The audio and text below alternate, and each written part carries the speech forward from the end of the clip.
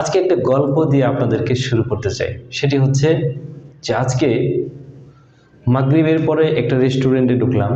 রেস্টুরেন্টটা খুব ভালো মাশাআল্লাহ। পরিবেশগুলো খুব সুন্দর, পরিপাটি, গোছালো এবং সেখানে যে সমস্ত বস্তুগুলো আছে, চায়ের কাপটা, গ্লাসটা, চামচ, প্রত্যেকটা বস্তু খুব চমৎকার, সুন্দর। তো আমরা সেখানে কিছু কফি খেলাম, চা খেলাম।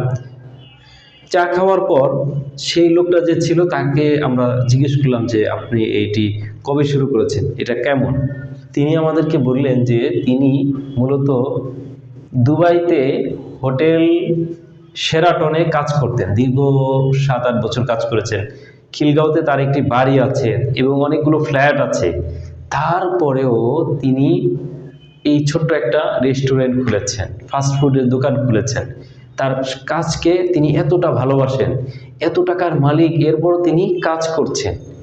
এই ঘটনা থেকে আমাদের শেখার বিষয় হচ্ছে যে কোনো কাজকে ছোট মনে না করা, দুটো পয়সার মালিক হয়ে গেলে নিজেকে বড় না ভাবা, বরং কষ্ট করে যাওয়া, পরিশ্রম করে যাওয়া এবং প্রত্যেকের কাজকে ভালোবাসা, পেশাকে পছন্দ করা, এটি আমরা এখান থেকে শিখতে পারি।